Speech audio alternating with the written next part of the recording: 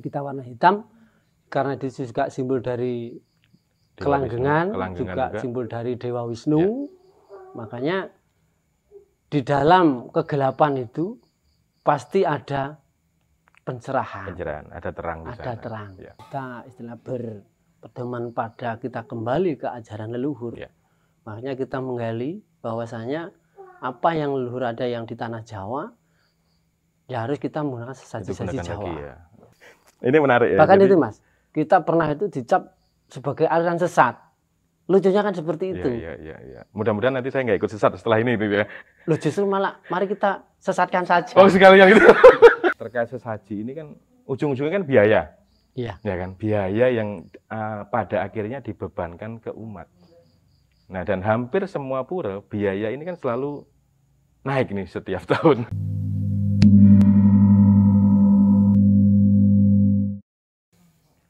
Om Swastiastu, Om Rahayu, sahabat Mandala Channel, malam ini spesial. Kami berada di Pura Agung Sastra Dwi Jendra yang beralamat di Desa Jambu, Kecamatan Kayen Kidul, Kabupaten Kediri. Nah, pura ini spesial banget sebenarnya di Kediri. Umatnya yang setiap kegiatan itu selalu punya warna khusus dalam berpakaian, kemudian bentuk puranya juga berbeda, termasuk sesaji yang digunakan untuk setiap kegiatan juga berbeda. Nah, malam ini kami mengajak sahabat Mandala Channel di Nusantara untuk berbincang sebentar dengan sesepuh Pura Agung Sastra Dwi Jendra dan salah satu umat di sini. Om Swastiastu, Romo Mangku. Om Swastiastu. Om Swastiastu, Pak. Om Swastiastu. Beliau adalah Romo Mangku Sargun, salah satu tokoh yang menjadi pemimpin untuk umat di wilayah Pura Agung Sastra Dwi Jendra. Nanti ada beberapa pertanyaan, Romo Mangku, terkait dengan pura dan juga terkait dengan umat. Nah, pertama adalah tahun berapa pura ini dibangun sampai selesai, kemudian umatnya ada berapa sih satu desa ini? Umatnya pada awalnya itu 40 kakak. Ya. Dan 40 kakak itu yang 35 masih berpasangan, yang 5 sudah janda. Sudah janda atau duda gitu ya? Atau janda semua? Janda semua. Janda semua. Terus tadi dengan pura ini dibangun tahun berapa? Pura ini awalnya untuk pembelian tanah itu di tahun 2015. 2015. Dibangun 2016.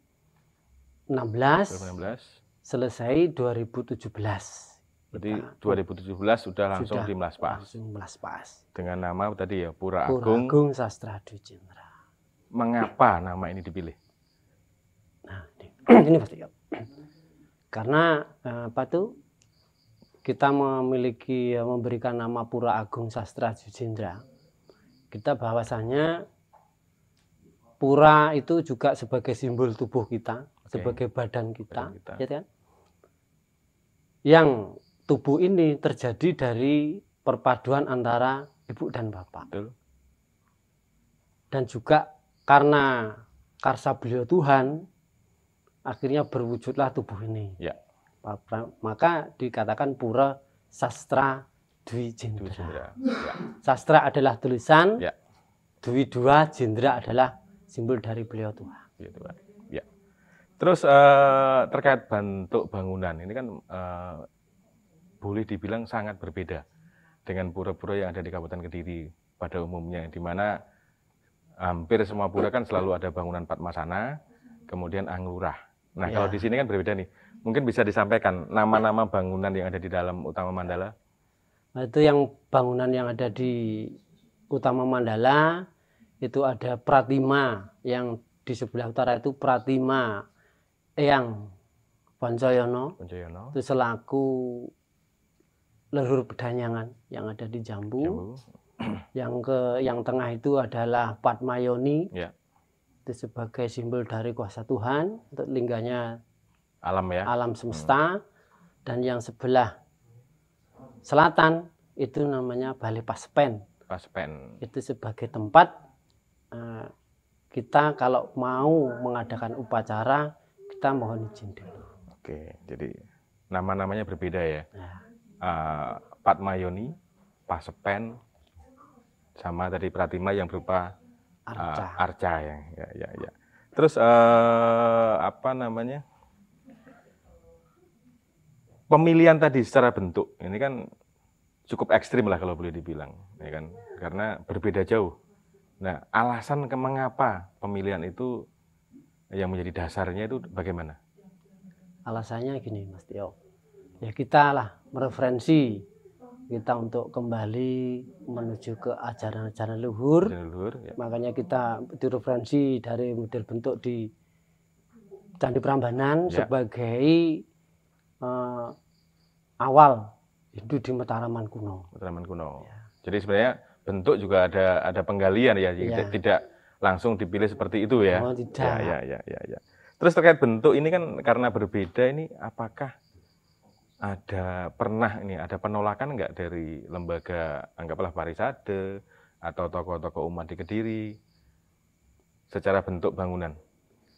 Ya secara bentuk bangunan sih yang ya dulunya ya pernah ada istilahnya apa ya? Ketidaksetujuan mungkin ya. Ya seperti itulah. Nah, tapi satu hal ketika membangun ini swadaya umat Jambu atau gimana? Ini dibangun ya swadaya umat juga beserta umat lainnya. Umat lainnya. Ini dari umat Kristen. Umat Kristen iya, juga. dari Kristen, dari umat Muslim ini turut membangun. Juga ya. Terus kalau kayak punia atau donasi dari luar desa Jambu ada juga? Ada. Ya. Jadi sebenarnya semua terlibat tapi secara bentuk kembali ke tuan rumah gitu ya. Ya. Siap. Luar biasa. Terus terkait dengan dari foto-foto yang beredar nih di Facebook, ada juga di YouTube, itu kan setiap kegiatan itu umat semuanya menggunakan baju dengan corak dasar hitam. Ya kan? Ini kan terasa berbeda karena kan kalau pemangku umumnya putih, ya di sini mangkunya juga baju hitam, umatnya juga baju hitam. Mengapa kok warna ini yang dipakai? Gini,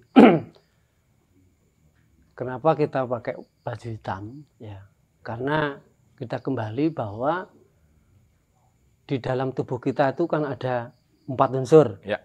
Itu yang pertama adalah bumi, warna hitam, air, udara, dan api. Ya. Makanya terakhir kita baru eter ya.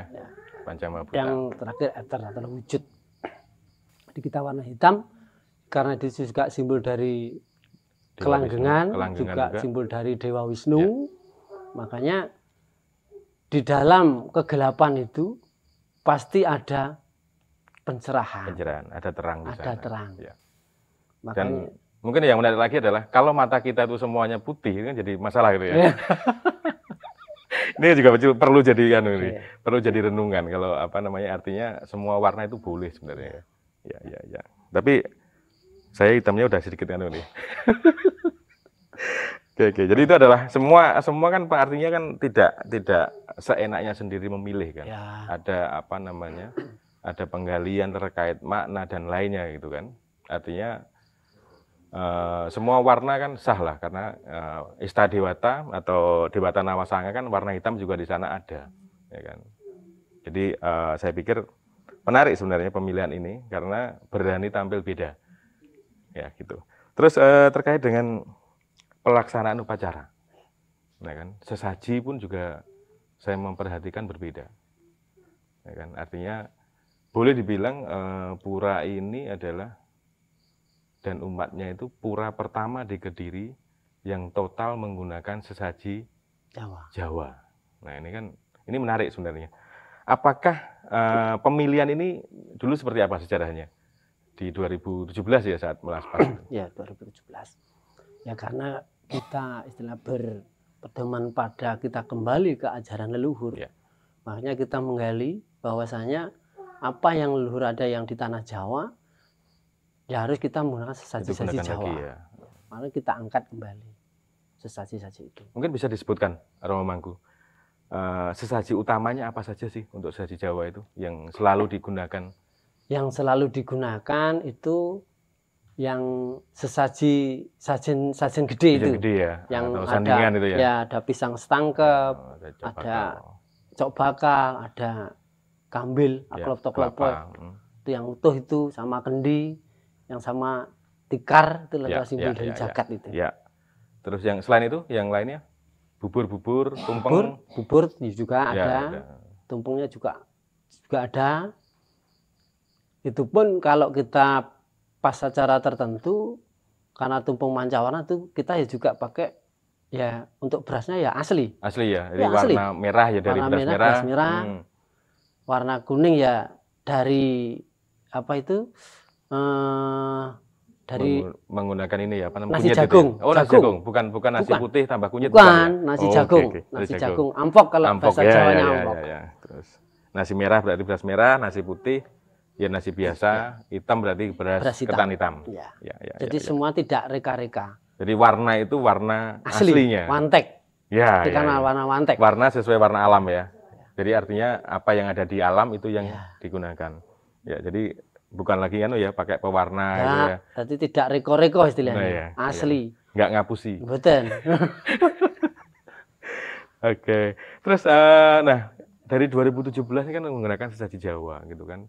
Nah, apa namanya? Kembali lagi kan kita udah terbiasa nih di Kediri ya menggunakan sesaji sesuai pelatihan yang diterima oleh pemangku atau Serati Banten kan menggunakan sesaji seperti yang di Bali. Nah, ketika beralih ya kan, artinya beralih menggunakan sesaji Jawa. Ini bagaimana responnya teman-teman tokoh-tokoh umat Hindu di Kediri? Responnya ya bagus. Bagusnya tuh ya banyak yang banyak yang menyetujui atau menentang? Ya pada dasarnya kok ya menentang kok. Iki kok niko-niko gaya aturane sapa maneh iki. Ngoten niku. Artinya macam-macam menggunakan aturannya siapa gitu ya sebenarnya ya. Terus apa namanya? Kenapa mereka melakukan itu? Apakah teman-teman ini yang menentang tadi, yang menyampaikan menentang itu teman-teman asli Jawa atau bukan? Ya sebetulnya teman-teman ya dari kita sendiri. Dari kita sendiri gitu. Jadi, Mas. Makanya saya kadang bagaimana ya? Katanya orang Kediri tapi tidak mengakui sebagai orang Kediri gitu ya. Iya. Ini menarik ya. Bahkan itu Mas, kita pernah itu dicap sebagai aliran sesat. Lucunya kan seperti itu. Iya. Mudah-mudahan nanti saya nggak ikut sesat setelah ini itu ya. Loh justru malah mari kita sesatkan saja. Oh sekalian gitu. Aduh, ini parah ini. Mudah-mudahan saya nanti ketemu jalan terang ini. Ini sebenarnya bagi saya juga sedikit bingung lah sebenarnya. Kita di Jawa justru yang menentang bukan orang luar ya. Mungkin ya ya mungkin anggaplah kita perlu banyak belajar lagi lah seperti lagunya Ebit GAD itu gitu kan. Untuk pengenalan kembali ke apa yang sudah ditinggalkan oleh leluhur kita gitu kan. Jadi sahabat Mandala Channel, kalau di Pura Sastra Dwi Jendra ini dari tahun 2017 ya udah berani memasang bendera lah, menggunakan bendera dengan sesaji Jawa. Saya sendiri dan teman-teman di Yayasan Widya Mandala Nusantara itu boleh dibilang baru tahun 2023 baru kami berani. Ya kan, artinya kenapa kok kami telat gitu ya? Karena saya baru kenal juga baru sekarang gitu dengan Romo Mangkusargun ini. Padahal sebelumnya juga pernah ketemu, satu sesi upacara bareng lah di Candi Tegowangi, tapi ya cuma bersimpangan aja, nggak kenal lah, pura-pura nggak kenal gitu kan. Jadi tapi memang apa yang saya lakukan dan teman-teman di kandangan ya, itu juga sebenarnya banyak juga yang menentang. Dan termasuk saya juga dibilang juga tadi aliran sesat itu kan. Jadi malam ini itu sesama orang sesat ketemu gitu. Tapi mudah-mudahan kan hidup kita nggak sesat, itu aja sebenarnya. Karena pandangan sesat dan tidak sesat kan hanya beda kacamata. Ya kan? Karena dia belum tahu. Nah, mudah-mudahan dia belum tahu. Ya kan? Atau mudah-mudahan dia tidak di posisi membohongi dirinya sendiri. Nah, itu. Nah, ini menarik sebenarnya terkait, tapi kalau kita teruskan nanti nggak enak lah. Terus dari tadi kan apa namanya dianggap sesat, termasuk mungkin pasti dikucilkan juga kan, karena berbeda dengan pura-pura yang lain, dengan umat Hindu yang lain gitu kan. Unsur apa yang membuat umat di Desa Jambu ini bisa bertahan? Ya gini Mas, kan kita kembali bahwa kita kan orang-orang Kediri. Ya. Ya kita harus kembali berani untuk menunjukkan jati diri kita. Jati diri kita ya. Makanya ya harus berani kita mengangkat adat dan tradisi. Di mana Hindu berkembang, ya mari ajaran-ajaran leluhur itu kita angkat. Ya. Berarti sama seperti ya pepatah, di mana bumi dipijak, di situ langit dijunjung. Nah, sama juga dengan ini kan. Desa Kalapatra itu kan. Iya. Mudah diomongin, tapi cak-cakan. Nah, susah melakukan itu kan. Padahal tadi kan apa namanya istilah kita leluhur kita kan selalu berpesan kan selalu berpatokan ya pada laku, lampah, ucap. Ya kan. Memang ngomong itu gampang gitu kan ya. Tapi prakteknya yang susah gitu kan. Ya. Karena tadi Desa Kalapatra boleh dibilang setiap ada dharma wacana ngomong kan selalu disampaikan kan. Jadi orang Hindu itu gampang ya kan. Bisa menyesuaikan tapi faktanya nggak seperti yang disampaikan. Ini yang perlu itu kita koreksi ya. Yang unik. Yang menarik lah gitu. Unik tapi menarik. Dan itu diucapkan di mana-mana sebenarnya kan. Di setiap pura selalu itu disampaikan. Tapi sahabat Mandala Channel, saya udah beberapa bulan terakhir ya keliling ke beberapa pura yang ada di Kediri, ngobrol dengan beberapa orang. Tidak selalu mereka adalah tokoh atau pengurus parisade. Yang saya amati adalah terkait sesaji ini seperti ini, api dalam sekam.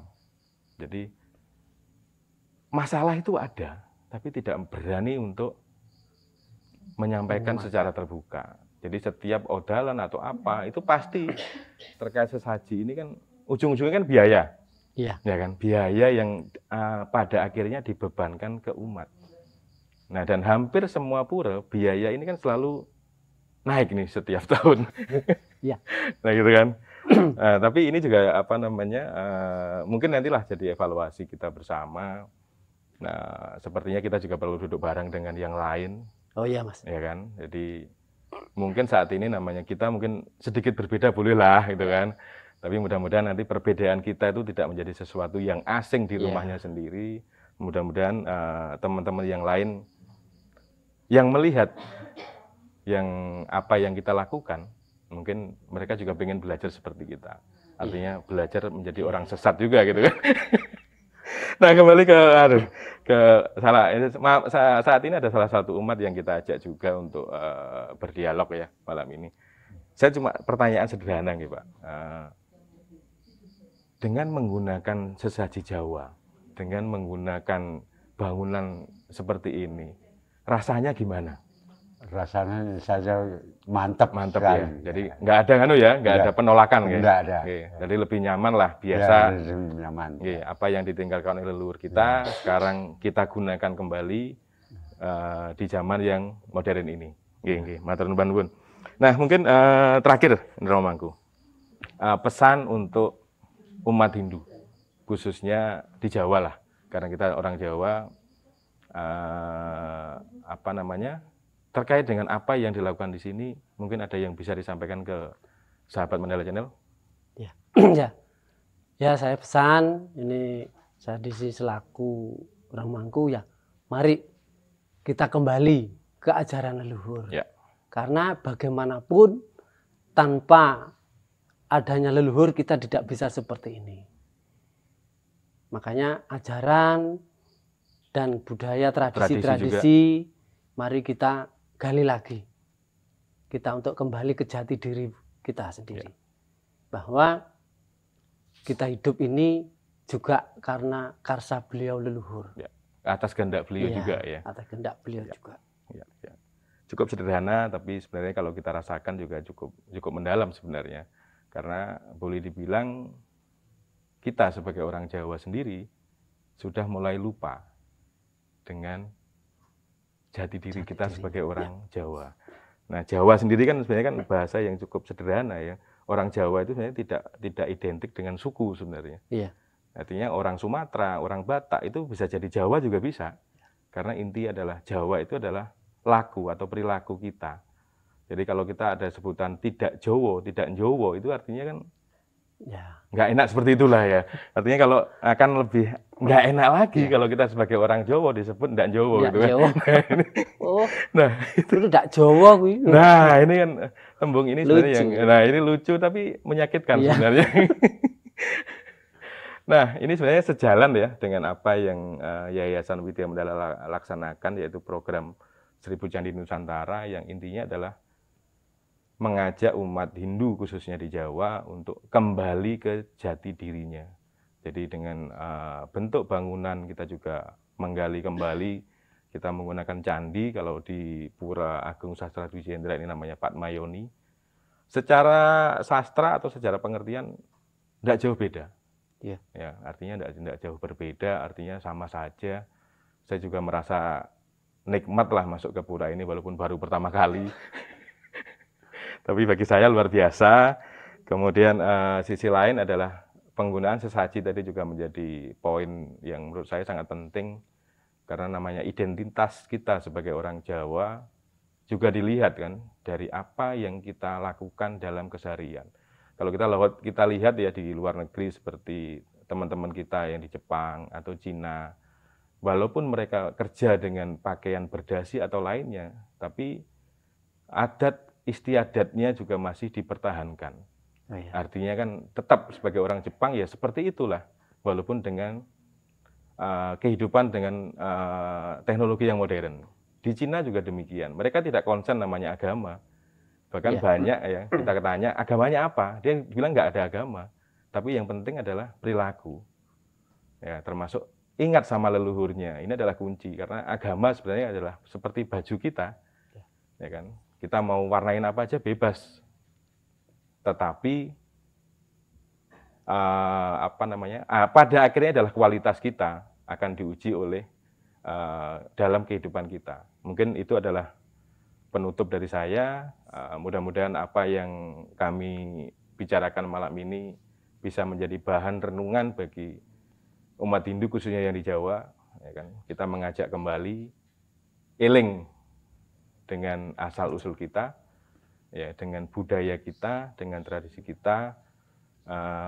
Jangan lupa nanti untuk sahabat Mandala Channel, untuk like, subscribe, dan komen. Kalau mungkin ada pertanyaan-pertanyaan yang ingin disampaikan, mungkin nanti kita bisa lanjutkan lagi diskusi malam ini, obrolan malam ini dengan isi yang lebih mendalam lagi. Kalau hari ini adalah hanya kulit-kulitnya yang kita sampaikan terkait apa yang dilakukan oleh umat Hindu di Desa Jambu. Tapi berikutnya mungkin bisa lebih mendalam. Ya, nanti kita akan kupas satu-satu kalau memang sahabat Mandala Channel menghendaki. Nah, terima kasih Romo Mangku, terima kasih. Dan mohon maaf kalau saya sendiri agak kurang sopan. Karena kebiasaan seneng masih pakai kaos.